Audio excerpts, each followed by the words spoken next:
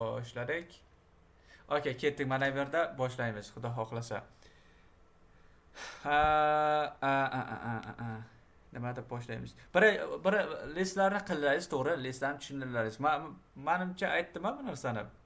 Mana type'dan oldin bizda mana length degan narsa ham bor. Bizda length degan narsa ham bor. Bu lengthimiz bu nechta element borligini ko'rib berishimiz uchun.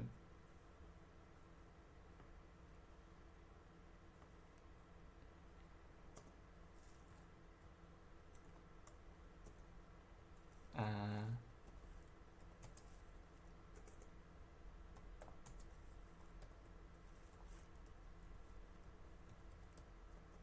ba, ba, ba. Okey, bir daqiqa. Cho'ta nimadir ne to? Bo'ldi. Length eng osoni. Xo'p, tushuntirdim. Video darsi ko'rdilaringiz, to'g'rimi? Video darsi ko'rdilaringiz. Tuple bo'ldi, set bo'ldi, if else tushuntirilgan, dictionary tushuntirilgan. Ketdik. Men if else o'tib ketaman. Video darsi ko'rishlari shart bo'lgandi. Ketdik if else. If else bilasizlar, hammasi juda ham oddiy bizda. If else bu shart nimamiz? Shart bilan agar degan narsani bildiradi. Lekin kelinglar bironta list bilan ishlatib ko'ramiz. Misol uchun mashinalar deb yozsak bo'ladi. Kitobda ham bor, yana ikkita kitobda ham bor if else haqida. Bemalol o'qisangiz bo'ladi. Mashinalar deysizda-yu, ichini to'ldirib chiqasiz. Qanchadir miqdordagi mashina bilasizlar, bu store qilish uchun ishlatamiz degandim. BMW misol uchun, keyingisi Subaru bor. Subaru bor misol uchun. Keyingisi hop Toyota deylik. Toyota bor ekan. Okey, ketdik. Keyingisi aytadi for car in mashinalar desak, mashinalar ichida if carimiz, ya'ni mashinamiz o'shasi BMW ga to'g'ri keladigan bo'lsa, o'shani uppercase bilan chiqartirsak bo'ladi. Ya'ni nima deydi? Bu boradida-yu, davay. Agar listlarni bitta xuddi kiyim javonni ochadi-da-yu, javonda kiyimlarni ko'rasizku, qaysi birini kiyish, qaysi birini kiymasligi. Xuddi borada listdan javondan BMW nimasini, o'sha futbolkasini tanlaydi degandek gap. Tushunasizmi? BMW kiyganda o'shani oladi-da-yu, olib qaytaradi. Agar bundan tashqari boshqasi yo'q bo'lsa, chiqarmaydi hech narsa. Misol hozir mashinalar boradi. Agar BMW ni mana bu listimiz ichidan topa oladigan bo'lsa, uppercase da chiqaradi. Bo'lmasa, keyin o'sha uppercase o'zini topsagani chiqaradi. Qolgan hammasini title da chiqaradi qolganini. Hozir bitta ram bo'lsin bu. Vescott nimaga bunaqa qilishyapti? Bu ahmoqgarchilik-ku bu. Vescottda eng yaxshi ishonganlarimizdan bittasi-yu. Bunaqa qilib tursa u biz qanday ishlatamiz? Mana qaranglar. Menimcha premiumga o'tkazmoqchi shekil. Sekin-sekin. Premiumga o'tkazmoqchi. Visual Studioga o'xshash. Bilmadimki. Visual Studio pullikmi? Pulli bo'ldi. Faqat oddiysi bir anaqa bir ishlamaydigani bu bepul bo'ldi. Qolgan hammasi pulli bo'lib ketdi. Enterprise ketdi. Ana xolos. Tinchgina o'sha Google Colabga qaytaramiz bachalar. Yoki Jupyter Notebook qanaqa o'rnatishni ko'rsataman. Notebook. Jupyter Notebook. Men o'rnatgandim-a? Nimada Anacondadan o'rnatishni ham ko'rsataman sizlarga. Prosta Anacondani hamma ham o'rnatolmaydi-da. Notebookni yeb qo'yadi-da. Uni venifda qilishingiz kerak, boshqa qilishingiz kerak. Aniq u ishda sizlarga. Ish, ortiqcha ish. Kerak emas, Anaconda bir marta o'rnatib qo'ydim. Dabdalasini chiqardi kompyuterimni. Qizdirib yuboradi, kuchli-da, ko'p narsa talab qiladi, ochko'z. Okey. Mana mana chiqarib ber. Yaxshi. Mana qaranglar, misol uchun mashinalar dedik, mana Audi, hammasi Audi, BMW, Subaru, Toyota, hammasi chiqdi, faqat o'sha nima dedi? O'sha BMW ga kelgan vaqtidagina upper case bilan agar dedik, yo'qida dedik. Agar va yo'qida ikkalasi ikki xil narsa. Agar keyingisi yo'qida. Hali chain uchun ishlatamiz, elf ham ishlatamiz, ko'rsataman. Xo'p, misol uchun tasavvur qilinglar. Biz o'zgaruvchiga mashina deb BMW ni berar ekan bo'lsak, bu nimani aytadi? Bu o'zgaruvchi BMW ga tengladi degan narsa bor, to'g'rimi? O'zgaruvchi mashina, car degan o'zgaruvchiga BMW degan qiymat berildi degan narsa bo'ladi. Lekin mana unaqa narsa ishlasam-chi, ikkita barobar qo'yib BMW deydigan bo'lsam-chi, bu o'sha narsaga teng degan shart deysiz-ku, teng deb aytasiz. O'sha narsaga teng degan narsani anglatadi. Mana yerda ko'rishingiz mumkin. Agar car teng bo'lsa, chiqarsin. Tushunapsizmi? Xuddi shunaqa. Misol uchun true qaytaryapti, to'g'rimi? Ikkalasi ham nima bo'lyapti? Tengmi teng. Agar mana carni ichidagi narsani aujuga o'zgartirib rang qilarkan, aha. Ekran ko'rinmay qolgandi, endi ko'rindi. Ko'rinyapti. Aytinglar. Xo'p. Men o'zi rekord ham qilyapman, bar aytganingiz yaxshi ko'ringani yaxshi sizlarga. Okay. Balki internetdir, bilmadim. Okay. Ketdik. Yana nimalarimiz bor if else'da? If else'ni ko'rgan bo'lsangiz ajoyib. Yana bitta bor. O'shanga teng emas degan narsamiz bor. Kelinglar, tasavvur qilinglar, bironta ism yozamiz. Ism degan o'zgaruvchi yozikda ichiga Abul Qosim yozaman. O'zimni ismimni yozdim. Aytasiz if ism nimaga teng bo'lmasa, nimaga javohirga teng bo'lmasa desak, javohirga teng bo'lmaydigan bo'lsa, print desin. Bu odam kirishi mumkin emas desin. Mana, bu odam kirishi mumkin emas. Chunki nima? Ismga nima berganmiz? Abul Qosim berganmizda pastda javohir bo'lishi kerak. Ga teng bo'lmasa, kiritma degan narsani aytyapmiz. Yana bitta boshqacha bir nima yasab ko'rsak bo'laveradi. Misol uchun javob deydigansiz, javoblar yoki javob deydigansiz, misol uchun 17 yoki yosh desak ham bo'ladi. Agar deysiz javobimiz misol uchun 42 ga teng bo'lmaydigan bo'lsa, nimadir chiqarsin. Print desin. Bu javob to'g'ri, bu javob is not correct deylik. Chunki ingliz tilida yozish aslida o bor-ku bizda. Ana shu narsa yomon. Bu javob is not correct degan narsani chiqarsin. O'sha narsaga bo'lsa, o'sha narsa. Xuddi shu narsa qilib, yana boshqacharoq ishlashimiz ham mumkin. Okay, yana nimalar qilishimiz mumkin ekan if else bilan. Okay. Kelinglar and yoki or da tekshirib ko'rishimiz mumkin. Bilasizlar, and yoki or va yoki nima? Nima? Ikkalasidan bittasi deysiz-ku, misol uchun ketdik. Yosh.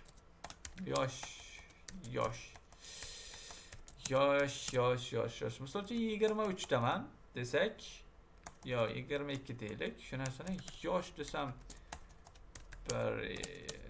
18 deylik yoki 19 deylik. Agar yosh nolimiz shundan 21dan katta yoki teng va n degan narsamiz mumkin.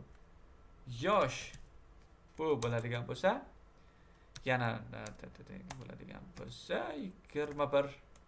Okay, bo'lsa false. Nimaga deb o'ylaysizlar mana shu narsani? Bitta tushuntirib bera olasizlar menga? Qiziqmaydi, misol uchun o'zlaringiz fikrlaringiz. Nimaga 22, 18 berdim-da? Andni menimcha ko'rgan bo'lishlaringiz kerak. Men videoda ham tushuntirganim. Ko'rgan odamlar biladi o'zi. Hop, endi bu true false qarab deb o'tdi hozir o'shanda. Assalomu alaykum, avvalambor. Tushunishim bo'yicha o'sha videoda aytganingizdek, end xullas to'g'rimi yo'qmi true false chiqarib beradi. Hozir agar adashmayotgan bo'lsam, bu yerdan false chiqish kerak. Endda xullas yo'q. Ikkalasi true bo'lmaguncha xuddi shunaqa. To'g'ri bo'lsa, bittasi true, bittasi false bo'lsa, o'sha chiqaveradi. To'ppa-to'g'ri malaringiz. Gap yo'q, yaxshi ko'ribsiz videoni, eslab qolibsiz. Ya'ni bunda shunaqaki, aytdik, 21 dan katta, ikkalasi ham 21 dan katta yoki teng bo'ladigan bo'lsagina true qaytarish kerak. Tushunapsizlar? Bizda nima?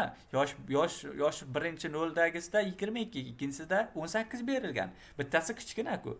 And shunaqa ishlaylikki, and ikkalasigina, ikki tomon ham, ikkita berilgan shartlarimiz ham qachonki true qaytarar, katta bo'ladigan, rostdan valid bo'ladigan bo'lsa, arziydigan bo'lsa true qaytaradi. Endi true qaytaradi. Chunki ikkalasi ham 21 dan katta yoki tengda, tushunapsiz? 21 dan katta, demak true qaytaradi. O'sha uchun 19 hattoki o'zgartiradigan bo'lsa false. Endi shunaqa ishlaydi. Endi bitta narsasini tushuntirib beraman. Endi or degan narsamiz bor. Orni ham xuddi shunaqa usul bilan tushuntirib beraman sizlarga. Buni bor yozasiz, aytasiz. Xuddi shu narsani copy qilaylik. Xuddi shu narsaga faqat or qo'yamiz bu yerda. Mana endi true. Nimaga? Orda yo bunisi yoki bunisi degan narsa ishlaydi. Yo bunisi bo'lsin, true, yoki bunisi bo'lsin, katta bo'lsin. Hech qanaqa nima emas, majburiy emas. Nima degani? Davay, bosaver.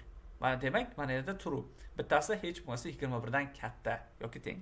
Hech bo'lmasa 21 qiladigan bo'lsam, baribir true chiqadi. Chunki 21 dan 21 ga teng. Tamom. Okay, juda ham soz. Mana end bilan nimani ko'rib oldilaringiz. Keyingi qismida endi bir tushuntirish beraman. Endi o'sha narsani ichida ma'lumotingiz bormi yoki yo'qligini tekshirishimiz uchun nima uchunmiz? Qora chiqib ketdi. What? Bu sezmayaptimi bu? Nima bo'layotganini?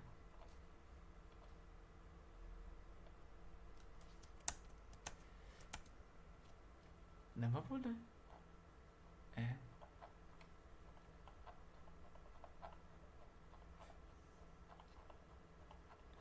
Rostdan ham boshi bilan yiqilgan bu.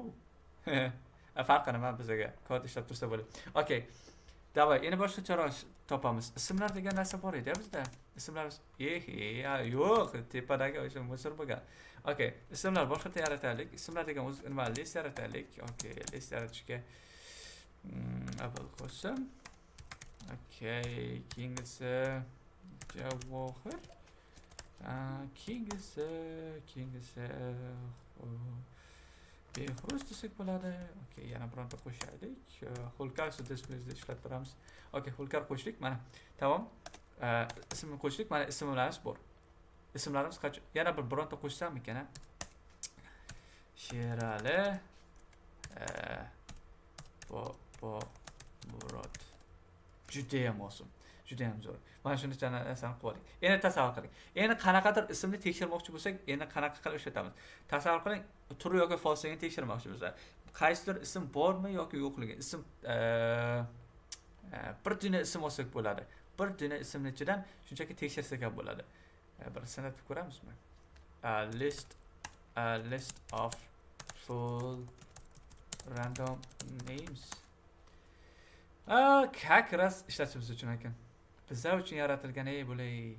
Xuddi shunaqa qilsak ham bo'ladi. Ya'ni liboy bittasini olasiz, shunchaki nima qilib ishlatsak ham bo'laveradi. Xo'p, ana shundan ham ishlatsangiz bo'ladi. Okay. Ismlarga to'xtasak, okay, nima qilsak bo'ladi? Agar misol uchun Ali deylik. Ali, o'sha narsani tekshiramiz. Ali in ismlar false. Chunki nima? Ali ichida yo'q rostdan.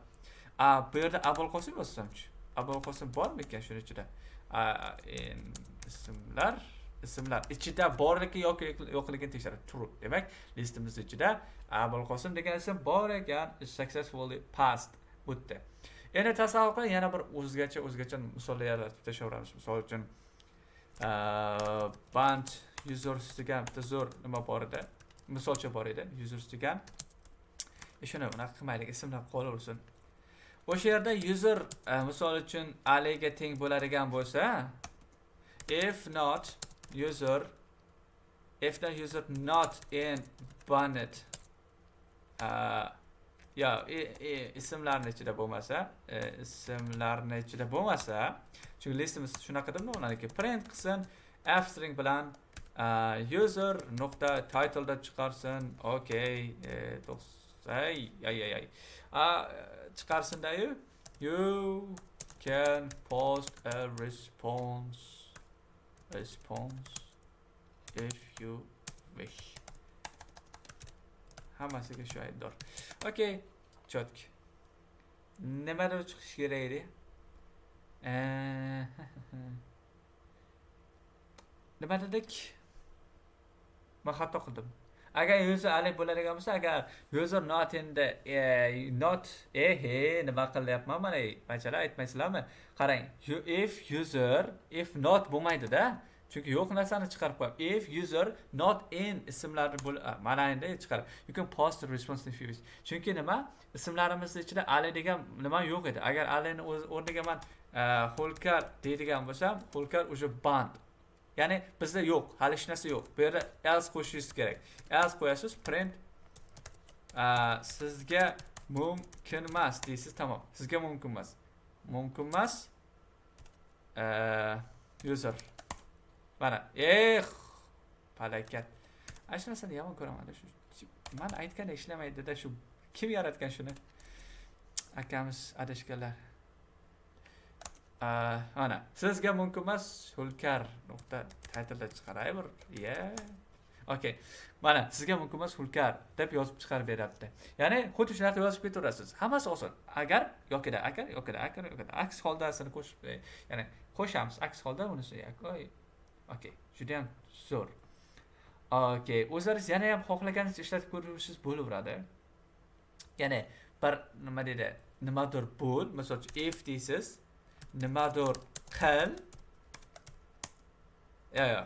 If savol desiz, nimadir qil degandek tengda, shunaqa if adashmasam. Ya'ni if conditional test, misol uchun qanaqadir holatli test, do something, nimadir qil deysiz-ku, xuddi shunaqa. Tasavvur qiling, yana bironta misollar aytib tashlaymiz. 19 bo'ladigan bo'lsa, tushunarib. If yoshimiz misol uchun 18 dan katta bo'ladigan bo'lsa, mana yerda 2 nuqta qo'yishingizdan chiqmasin hech qachon. Parenthesis, you are old enough to vote. Print. Ana, yo old enough vote. Chunki 18 dan katta yoki teng bo'lish kerak. Xuddi shu narsa. Yana ham qo'shib ketaversak bo'lar, mana pastda. Print. Agar misol uchun xato terib qo'yish mumkin-ku. To'g'ri? Have you registered yet to vote? Misol uchun to vote yet bo'lish mumkin. Qilganmisan registratsiya deyish mumkin. Mana old enough. Xudo yana boshlayaptimi deyman buni kasalini. Registratsiya qilganmisan yoki yo'qmi? Yana ham xuddi shunaqa qilib tashlasak bo'ladi, shoshmayda bitta yana kirib chiqaylik. Buni ham qilishni lekin pullik arazlardim, lekin aniq arazlardim. Boshqa ishlatmayman bunaqa narsa. O'ldirdim hammasini qilib. Stop ey. Qanday to'xtataman buni?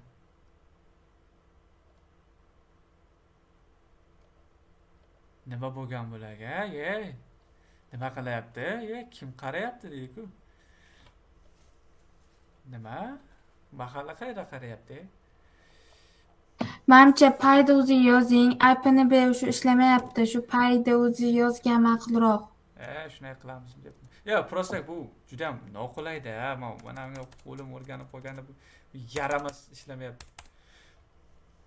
Jupyter notebookda aytdim-ku, xohlagan vaqtingiz, xohlagan narsangizni beqarab tortib olaverasiz, bo'laveradi debda. Shunday turdi. Xohlagan vaqtingizda, mana bu nima bu? Bu hatto his qilmayapti nima qilayotganini.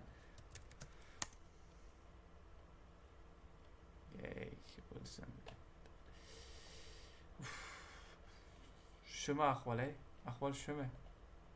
Shunga qo'llayman, musor. Nerini yomon tegyapti-da borku. Qaniydi bizlar lekin nima? Mana shuni o'chiramanda borku, ertadan kursor olaman. Qayta kursor yaxshiroq. Bu trashdan. Balo update. Musor qilgansa update qilib. Tilimizga e'tibor beraylik. Okay. Xo'sh, you are old enough to vote. Have you registered to vote? Yana misol uchun registratsiya qilganmisan yoki yo'qmi degan tekshirib. Misol uchun yosh, misol uchun 17 keladigan bo'lsa, if deysiz. Yoshimiz 18 dan shoshmaydi, bunaqa qilaylik, chiroyliroq o'qisamiz. Tartibli. Qarang, tartibli yozish bu hamma narsani kaliti. Ya'ni kodni chiroyli yozish kerak-da, readable deb. O'qiydigan, chunki bizda ko'p odam bo'ladi, misol uchun print desin, yana sorry you are too young. Yana sen juda ham yoshsan desin, to vote desin, vote qilishga. Yana bitta print qo'shib qo'ysiz bo'ladi. Print desin, ya'ni shunaqa bo'ladigan bo'lsa, agar qachonki vaqting yetsa, qachon katta bo'lsang qaytib kel. Misol uchun sorry you're too to what? Ya'ni 17 yilga. Agar men 23 qo'yadigan bo'lsam, demak men registratsiya qilganman, yo'qligini tekshirmoqchi. Endi chain yasaymiz. Chain. Yosh deysiz. Misol uchun 12 yosh. Agar yoshimiz katta bo'ladigan bo'lsa, parentezda mana qarang, zo'r narsasi bular. Sizning kirish narxingiz $0. Okay. Elif desin. Elif. Yoshimiz agar bo'ladigan bo'lsa, yoshimiz katta bo'ladigan bo'lsa, mana qilamizda. Parentezda sizning kirish narxingiz $25 bo'lsin, misol uchun. $25. Okay, yana bitta yozsangiz bo'ladi endi. Else, endi kattatirib, ko'paytirib ketaversangiz bo'ladi. Parentezda sizning kirish narxingiz misol uchun $60 desin. Mana yerda bossak bo'ladi. Misol uchun sizning kirish narxingiz $25. Buni ham chiroyli qilsangiz bo'ladi, to'g'rimi? Bilasizlar qanaqa qilishni.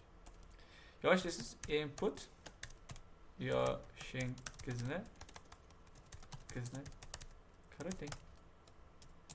Okay. 33. Nima deyapti? String is not integer. Biz input qildik. Bachalar aytmaysizlar-ya. Integer siz xato qilyapsiz, ustoz. Integer yozish kerak. Chunki string beryapsan. Mana yoshingiz, sizning nima kirish narxingiz $60 deb aytadi. Menimcha tushunarli. Xohlaganingizcha ko'paytirib ketaverasiz. Video darsni ham ko'rgan bo'lishingiz kerak. Har xil nima deydi, masalalarni ko'rsatib berganman. Muhimi if statement sizga tushunarli bo'lishi shart. O'zi tushunarlimi shu if statement? Ya'ni if else tushunarlimi siz uchun? Ikkita dars tashladim. Undan tashqari mana hozir tushuntirib beryapman. Qalay? O'zi bir tepdimi deydimi miyangizga? Yozsangiz ham bo'laveradi. Okay, yaxshi deyman. Shunday videoda ham berilganida biroz ko'rsatingiz misollar bilan yaxshi tushundik. Bemalol gapiravering ustidan.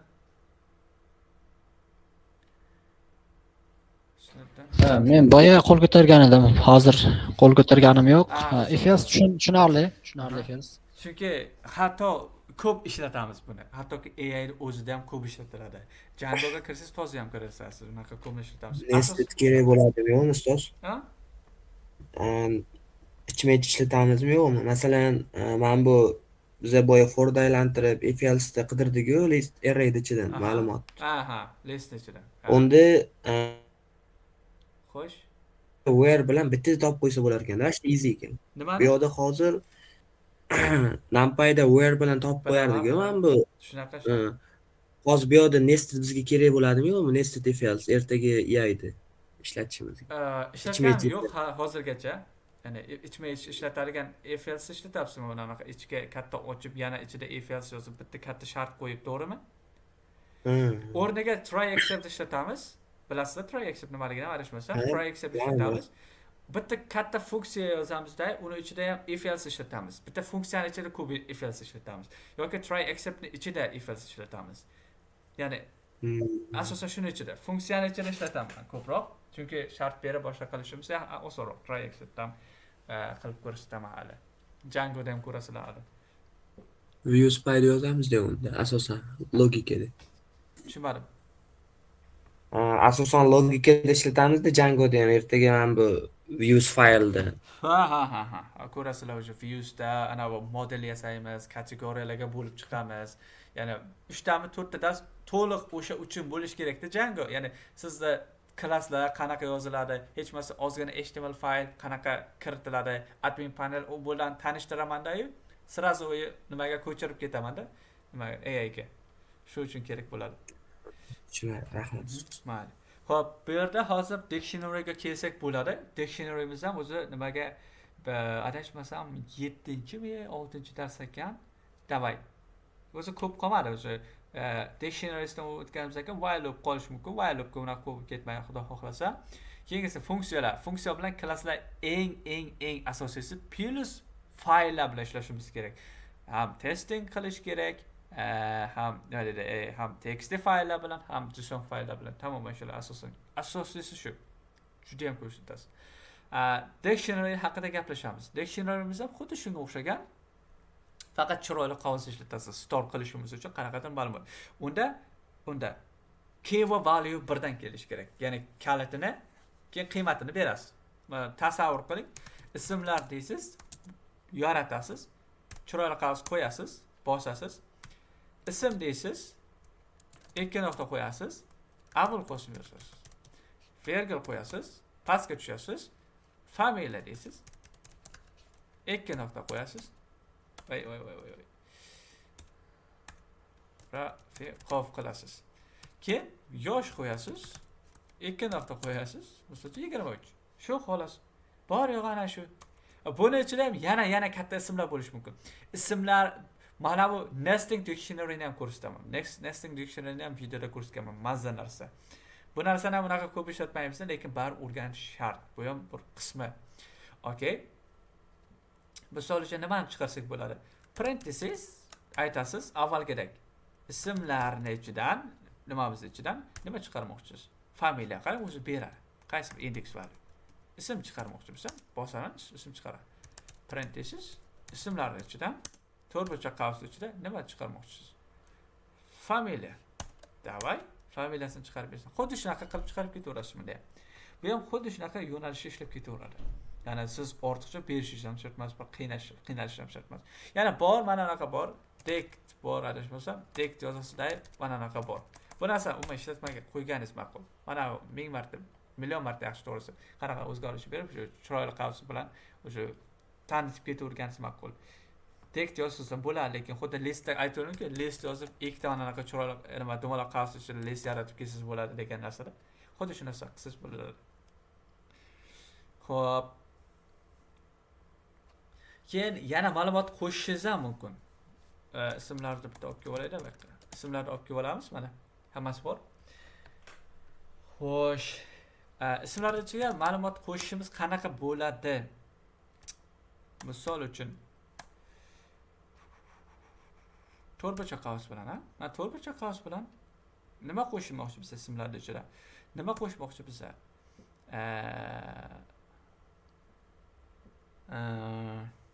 Ya yoshimni so'radim. Familiyamni so'radim. Okay, studied. O'qigan joy bo'lsin. O'qigan joyimiz misol uchun. Ya keling, bir narx qo'yishakmi? Telefon raqam qo'ying. Ha, davay shunday qilaylik. Hozir aniqroq ana shunday tursin. Raqam deylik. Raqam deymizda-yu, mana. Ey. Okay. Keyingisi yana bitta qaysidir narsa qo'shib bo'ladi-da. Xuddi shunday qilib qo'shsak bo'ladi mana. Bosamiz, ismni yozsam. Ana. Raqam chiqdi. Xuddi shunday qilib qo'shasiz. Listda ham ko'rsatganman, shunday qilib qo'shibdi. Ha, xuddi shunday qilib qo'shgandik. O'tgan safargisida ham xuddi shunday qo'shib ketgandik. Ya'ni bunda ham bo'sh lug'at bilan ochib olib, ismlar deb bo'sh lug'at ochib olib, buni to'ldirsiz ham bo'ladi o'zingiz qo'lda. Xuddi shunaqa qilasiz, mana bo'sh lug'at ochib turibdi. Bunaqa chiroyli tursin. Mana tur. Okay. Yaxshi. Print yozasiz yoki ismlar yozasiz, print mavzu. Yozasiz, ketdi misol uchun ism Abul Qosim. Shunaqa qilsam bo'ladimi? Ismlar mana Abul Qosim olyapti. Ketdingiz pastga tushasiz. Familiya. Yana ketdim. Qanaqa familiya deysiz mana. Shu qo'lim tegib ketaveradi shu familiya. Deysiz mana da orqasidan. Rafiqov. Mana ism familiya Rafiqov chiqarib beradi. Xuddi shunaqa qilib xohlaganingizda qilib yozib ketaversiz bo'laveradi. Umuman muammo yo'q menimcha. Bu narsani bilishingiz uchun. Videolarni ko'rgansiz, juda ham ajoyib. Chunki men iloji boricha yaxshiroq pace tezlikda o'tib ketaveramiz. Okay. Masalan, tayyorlab boryapman-da, shu videodars bilan ko'rib olsangiz, ancha yaxshi tushunarli ham. Xo'p, yana nimadirlar qilsak bo'ladi? Titleda chiqarsiz bo'ladi. Bor narsani olasiz. Misol uchun. Yo'q, keling, mana bunday qilamiz. nimadir yashaylik. Yoqtirgan til degani bor edi. Favorite language degan nima ham bor edi, misol ham bor edi. Languages misol uchun-da. Lug'at yasalganda bu yerda Ali, misol uchun Ali deyish mumkin. Qaysidir nimani misol uchun men o'zim yozay. Ishda. Avval qo'shib yozsam, misol uchun Python tilini biladi, desak keyin nimadir chiqarsa bo'ladi. Vulgar, menimcha siz vulgar adashmasam C#midi? C# Angular ham bilaman deganingiz. Okay. Keyingisi yana Sharaq bo'lish mumkin. Kimdir C++ bo'lish mumkin. C++ bilar ekan. Fail yozilamidi? Fail. Okay, fail ham bilar ekan nimadir. Misol uchun nima bilar ekan? Julia degan bitta til bor. uchun ishlatiladi faqat. Men o'rganganim shu. Okay, shunaqa bo'lishi mumkin. Keyin nima qilasiz? Language deysiz. Til misol uchun. Favorite languages ichidan misol uchun nimani tanlab olamiz? Mana avval qo'shib Hulkarni tanlab oladigan bo'lsa, nuqta deysiz, title chiqarsa, aytasiz print desin, print deb yozsangiz bo'ladi. Yoki shunchaki f-string o'zini yozsangiz bo'ladi. Print yoza qolaylik. Birdan chiqarib qo'ysin. Misol uchun Hulkar's favorite language is this style or language ne berib qo'yasiz berga language berasiz. Tamam, mana yerda ko'rishingiz mumkin. C# ekan. Xuddi shunaqa qilib bosib ketaversangiz bo'laveradi.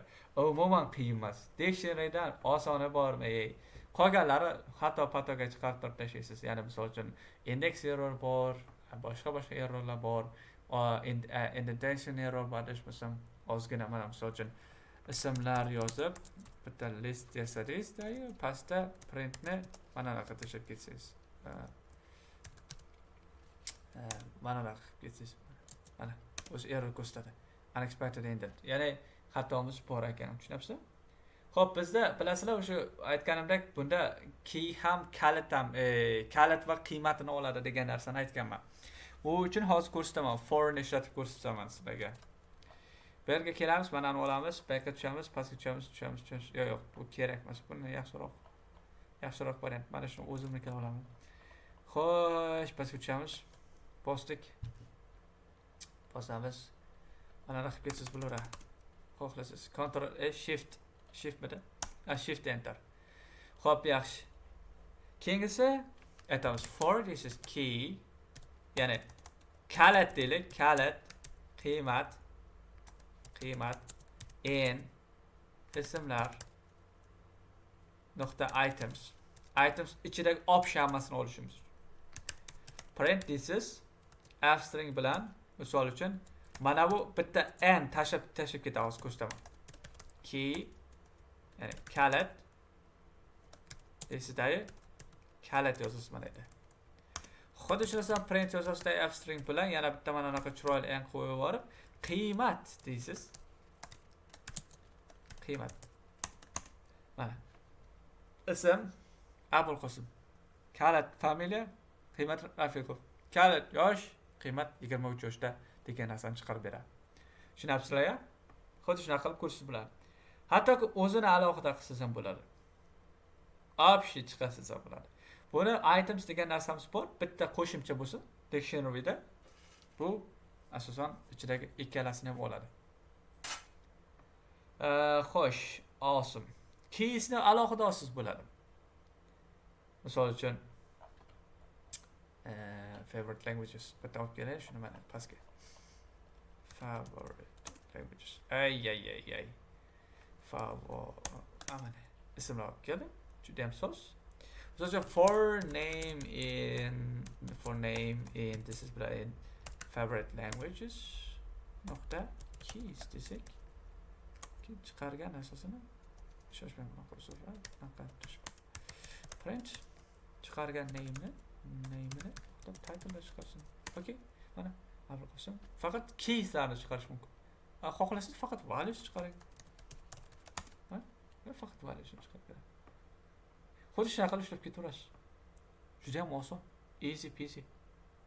Masalan, yana bitta video tashlab beraman, ancha qiyinroq versiyasi o'sha klasslar, funksiyalar va klasslar haqida gap ketgan. Shu narsani tushuntirib beraman. Okay. Kelaylik yana bir nimadirlar qilib ko'rishga harakat qilamiz. Xo'sh. Ismlar deylik-da. Ismlar. O'zimnikini oldim. Shuni olib kelamiz. Mana, tashlaymiz. Bitta bu ismlar. Ism 1 deylik. Ketdik. Ism 2. Xo'sh, yozasiz. Ya'ni ism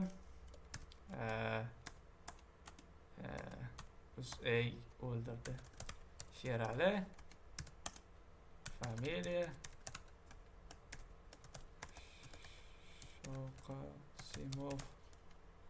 Xo'sh, keyingisi yosh bo'lishi mumkin. Farqi yo'q. Qiruvchida ekan, katta odam ekan. Okay, keyin pastga tushasiz. Yana verga qo'ysiz, qo'ymaysiz farqi yo'q. Agar pastga yana yozaman desangiz, ism degan narsa qo'yish mumkin. Xo'sh, yana ketasiz. Misol uchun ism Ulkasidan ishlatamiz. Bu faqat sizda taniy ekanman. Okay. Ulkar desak bo'ladi. Familiyangizni bilmayman. Xafa bo'lmaysiz. Familiya. Okay. Familiya. Scott. Virgul qolib ketdi. Qolib ketdi, tushundim. Okay, keyingisi yosh. Adashmasam 23damisiz, 25dami? Okay, farqi yo'q. Okay, shunaqa yoshda ekansiz. Keyingisi mana yana aytamiz. Option bitta qo'ysak bo'ladi. Ismlar deb olamiz endi. Bunaqa qilamiz. Ismlar deb olamiz. Ism. Ism. Ism 1. Ism 2. Ism 3. Judayam zo'r. For ism in ismlar print ism. Mana. Xuddi shunaqa qilib chiqarsangiz ham bo'lar ekan. Qarang qanchalik mazza. Yo'q, hammasi o'zingizga bog'liq. Qo'lingiz, ya'ni miyangiz yaxshi ishlasa, ketaverasiz shunaqa yozib. Yana nima qilib ko'rsam sizlarga? Yana nimadir. Zo'r narsalar qilsak bo'ladi dictionary bilan. Ya'ni dictionary ichida dictionary yaratishimiz bo'ladi. Bitta savol bersam maylimi? Bering. Xo'p, biz o'shanda professional darajaga chiqqanimizda ma'lumotlarni saqlash uchun dictionarydan foydalanamizmi? Misol uchun qanaqa? Nimani misol uchun? Qara, professional darajaga chiqsangiz AIda biza model training qilgandan keyin umuman boshqa narsaga saqlaymiz. Umuman boshqa narsa. Hamma narsa databaseda saqlanadi. Bo'lmasa oshib borsa text faylda saqlab qo'ysangiz bo'ladi. Yoki JSONda saqlaysiz. JSONdagi bilsangiz kerak qanaqa saqlanishini. Foydalanuvchini ma'lumotlari deyman-da, endi kiritganda databaseda yoki SQL databasedan boshqasi o'taversin, asosan databaseda. Demak, biz bularni bilib qo'yishimiz kerak bo'lgan etaplarimiz uchun shu narsalarni bilib o'rganib, keyin o'tib ketamiz, deb biladan, to'g'rimi? Xuddi shunaqa. Buni faqat qavsidan foydalanamiz. Djangoda, Jijjada, keyin kattaroq kod yozsak, biron joyda foydalanishimiz mumkin. Boshqa joyda foydalanmasak kerak, o'zi so'z to'g'ri. Yo'q. Shunaqa. O'zi siz aytgandek. Misol uchun ism users dedik, usersning ichida mana bunaqa bo'ladi. Bunda faqat buni ham olasiz, mana bunaqa qilib. Buni ham olasiz. Keyinda bitta verga tashlab ketishim kerak. Faqat mana uni o'rniga bunaqa qilasiz. O'ldirdi. Okay, mana. Option olaylik shu ikkalasini yana. Bu katta nimani ichida pastga tashlaysiz, tamom. Xo'p, buni ham olasiz. Buni ham olamiz. Buni yo'qotamiz. Verga qo'yamiz. Tepada ham verga qo'yamiz. Buni olib yo'qotamiz. buni obshi bir tirnoqqa qo'shtirnoq qilib qo'yasiz. Mana bu dictionary ichida dictionary hisoblanadi. Katta dictionary ichida. Xo'p, so'raverasiz endi dedim. Okay, misol uchun tasavvur qiling. For username bo'lsa bo'lishi mumkin yoki user info nimadirlar bo'lishi mumkin. Ya, nimadirlar ko'rsak bo'ladi. Nima ko'rsak bo'ladi? User info deydi, xo'p. Userning infosi ma'lumotda. And users ichidagi itemsni olgan holda option like parenthesis f-string bilan and username. Sizlar lekin ancha tez yurasizlar. Mana hozirgi guruhimdan borku ancha tez yurasizlar. Chunki men sizlardan video dars borda, keyingi oldingilardagi. Sizlar o'zi ko'rib tappa tayyor bo'lib turasizlar. Keyingi keladiganlardan o'zi xavotir olmasdan o'qib ketaverasizlar. Ancha zo'r tez tushunasizlar. Hozirgi bachalarga bugun darsim bor. Mayda chuyasigacha tushuntiraman-da. Mana shunaqa qilish kerak, unaqa qilish kerak. Mana bu yerga borsa bunaqa saketiklonga kelganimizda toza ham bosh qotgan. Ko'p narsani o'tirib maydalab Google tomonidan ham o'zim ham shunaqa tushuntirib o'tirishim kerak. O'z nima yozyapman men? Okay, esdan chiqib ketdik. First class, nimaga first class? Nima yozyapman men? Klass yasamoq ko'rsatmoqchi edingiz. Yo'q, hali klass emas, bu ism-ku bu. Kim esa familiya. Xo'sh. Bo'le. Parentelik. O'zi ko'p narsaga saq bu, shu ko'p narsada bu. Hech kim ko'p narsa. Bu tab tashib ketadi. Full name bo'ladigan bo'lsa. Full name chiqarsa bo'ladi. Ey xudo, user info ichida balo bormadi. O'zim qo'lishim kerak edi shu narsani. Nimaga xato deb o'ylaysizlar shu?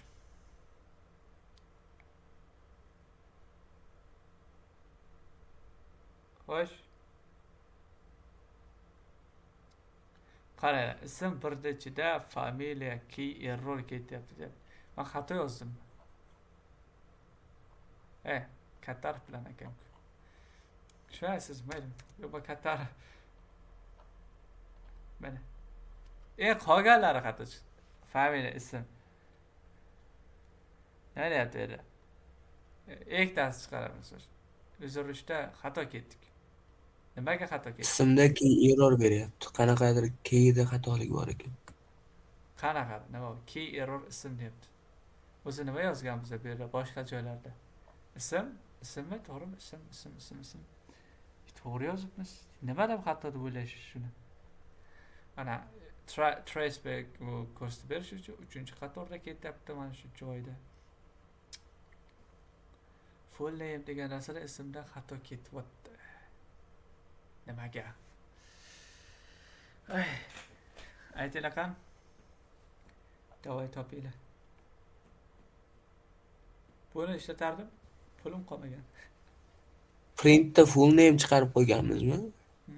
Bo'ldi, o'zgaruvchi ekan. Aha, shunaqa full name chiqarish kerak o'zgarish uchun. Tortib olib chiqarish kerak edi.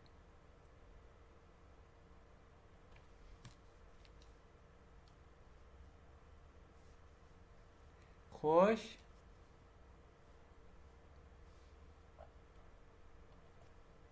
Shu bilan o'zgartirsam bo'ladimi? Hech bir o'zgarmasa. Bu yerda key xato deyapti ism degan. Key yo'q tepadagi nada. Ko'rmayapsizmi? Mana bor. Bor. Key error, kalit error deyapti. Bor ismimiz. Nima xato bo'lsa?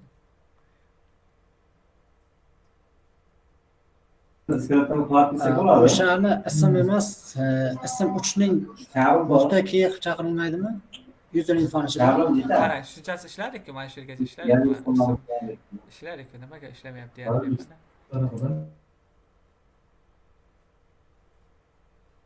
Qiziq-ku, so'rmas bir qidirib ko'ringlar qani.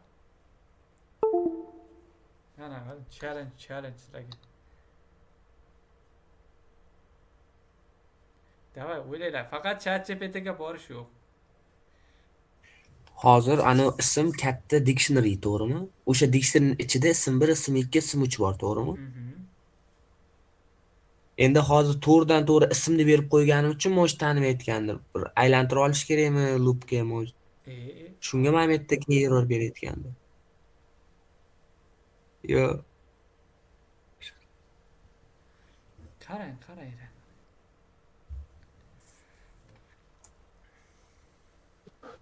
Yana bitta variant, xato chiqmasligi uchun balki kodni o'chirib tashlab boshqatdan yozarmiz. Bir xil payt mana shu Jupyter bilan foydalanayotganda qanaqadir bir-biriga zid kelib qolyapti-da. Kodlar yozilayotganda. Sal O'sha payt Ular Forddan chiqarib bermaymizmi? Shundan keyin Printni. bo'shliq qoldirgan shuni emasmi? O'yin uchun chiqqan. Ism 3da, ismdan keyin bo'shliq qoldirib ketgan keydi. Tarjimali kinolar edi. Emasmi? Qanaqa? Yo. Tarjimali kinolar edi. Ism 3da, ism deb boshlanyapti-ku. Qaus virgul ichida ozroq joy qolib ketyapti. Space. to'ppa-to'g'ri o'sha joyda ekan, hatto to'g'ri. Da, shunaqa.